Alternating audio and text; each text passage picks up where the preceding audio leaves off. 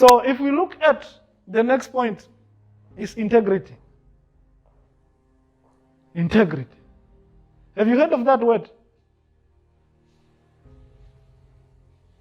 Have you heard of the word integrity? I want to make use of the words of one prominent guy in Namibia who is a very good writer as well, Zachariah Nicodemus. Zachariah Nicodemus is a writer in this area of leadership as well. With him, that term, he says, integrity is who you are when nobody is watching. Who you are when nobody is watching. So that is why you will see that word integrity, you can find it in many organizations. Even if you go to the stores, to the shops, wherever, to schools, you'll see that word integrity.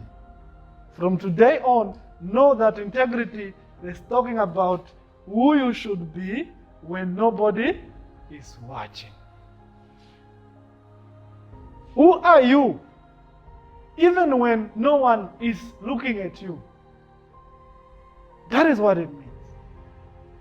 In other words, if our fellow learners had integrity, you could never see writings in the toilet. Because surely they write those things when nobody is watching. So where there is integrity, that character, if it is in you, you will never do something wrong just because nobody is looking at you. Do you say that? You will never wait for a teacher to say, study, even when there is no teacher in the class. You will know what to do, the right thing, and when to do it.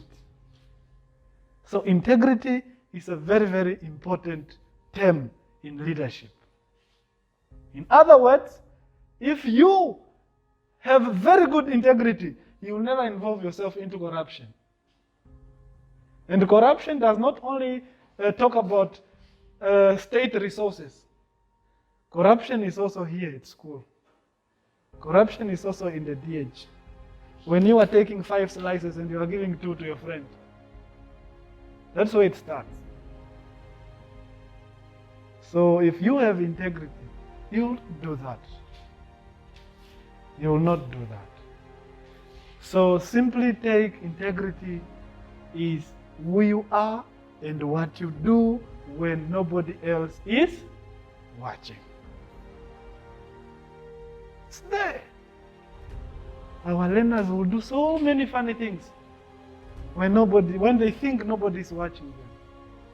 But when they see a teacher, immediately they do the opposite. You are learners and you have come out as leaders. You will know that when you are in class, many learners will sit with their books open. But they are making noise, they are jumping around, what. Immediately when they see a teacher walking in, everybody. It's happened.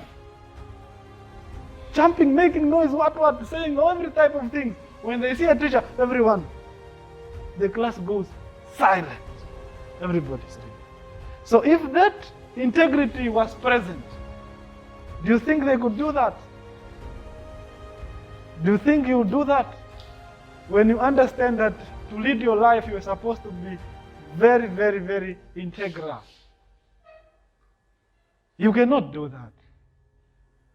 You will know that now what I'm doing is right. How will you know it? Because you have thought of it, you have reflected, you have assessed your actions and your thoughts, and then you have come to a conclusion of saying, no, what I'm doing is right. And even if somebody is coming, you will not do the opposite. Because you know what you're doing is right. There are learners, when there is no teacher in class, they will go on the door, they will check right, they will check left, to see if there is a teacher coming or not. But the question is, if you know why you are going outside, do you need to do that? Do you need to do that? No.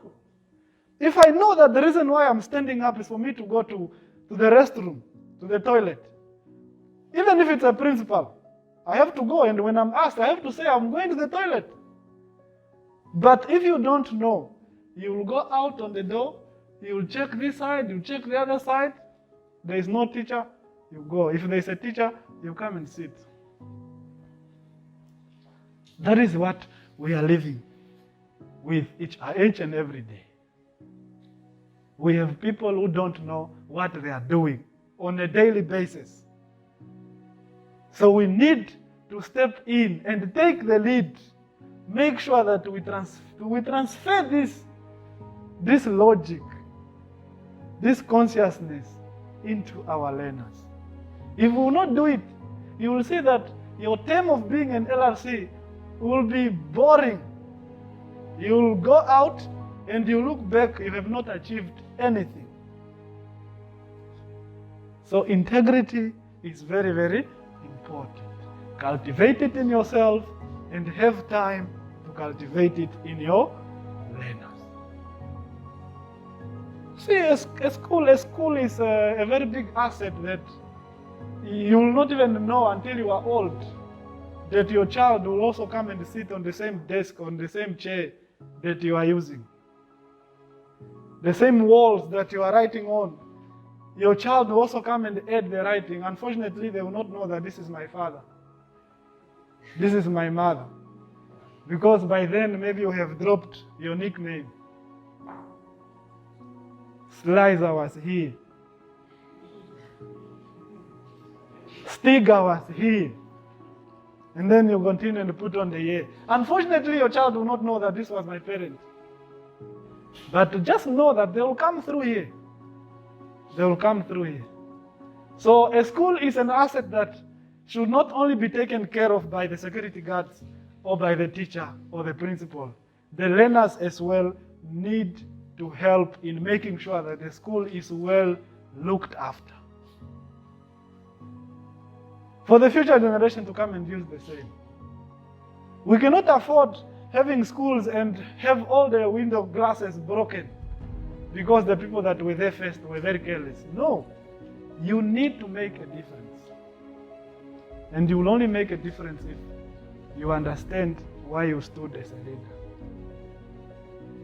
Let us ask, there are learners that become LRCs simply because the friend wanted him to become an LRC. And this type of leaders will only come and find out that they were not meant to be LRCs when they have already become LRCs. At the end of the day, you will not know what you are supposed to do while you are an LRC. And that friend of yours that have put you to become an LRC is watching how useless you have become. LRC mara ingi avurugana kwake. LRC godie jitupu. Godie jitania watu. You will become that person if you don't know. The first day when you said I'm going to be an LRC, there are those that have that personal conviction and say, no, I want to become an LRC because you know why you want to become an LRC.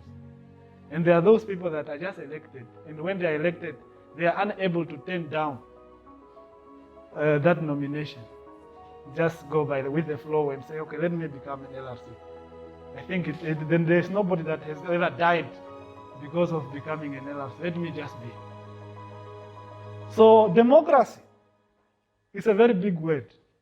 Democracy is a very big word. We are given the democracy to decide whether you want to become a leader or not. But have you ever thought why you want to become that particular leader?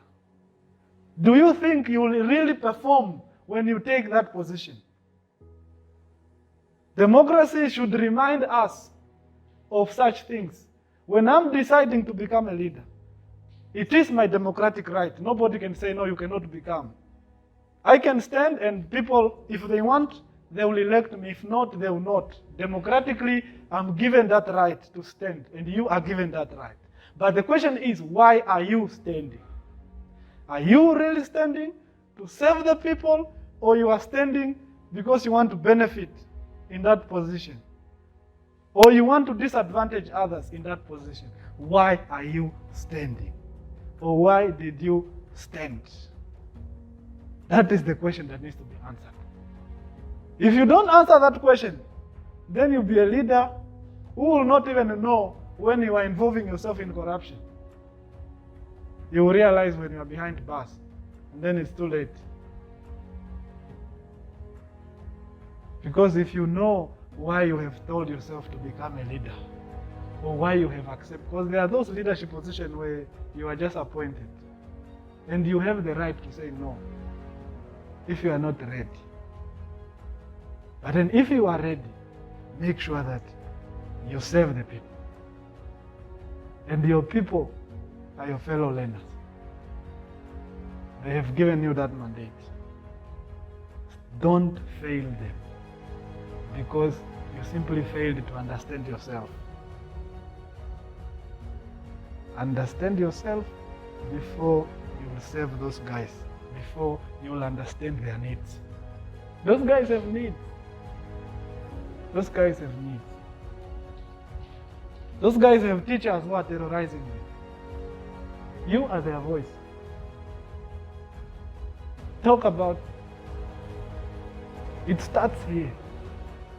When you don't speak here, will you speak against your president? If you don't speak here, will you speak against your president? No. That's why the whole Kavango region is being labeled that we are poor. Poverty is being said that it's because our leaders are not talking. They're just a yes, yes, yes type of people. So start thinking about it here. Think about how you want the next people that are coming after you would live on this earth, or on this earth that we are living, in this country that we are living, at this school where you are. How do you want the next people to come and be? What changes are you thinking of bringing at school? Or what changes did you bring so far? Teachers are not always with the learners. The ones who eat, sleep next to, speak to, do everything every day with other learners, it is you. That's why you are the biggest influence compared to the teachers. What's supposed to be is teachers meet with learners in class, they talk about their subject content, it's done, they go. But mostly nowadays, life has become such that when a teacher goes in class, 10 minutes are used to say, "Oh, you are a troublemaker, keep quiet, what. That is mostly what is happening. At the end of the day, what the teacher has prepared is not delivered because the learners are not yet ready. Every day they are not ready. That is where the challenge is.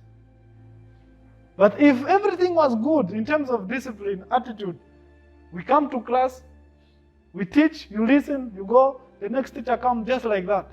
But then that time of saying, no, why did you do this? Why are you doing that? How are you doing this thing? It is consuming our time. At the end of the day, the teachers become frustrated. You become to think that you are hated by the teacher, but you forgot to sit with yourself and realize that something is going wrong with my life. It is only when you make an effort of sitting with yourself that you realize something is going wrong. So such things become very, very difficult in our life. Life has become so difficult where we have so many people who think they know everything while they don't know anything. Young people, mostly. They think they know everything while they don't know anything. Simply because you are exposed to social media, you read about a lot of things, and then you conclude you know everything. Even an advice to be given to you, you resist it because you think you know it better. I'm not saying you should take everything that you are told. No.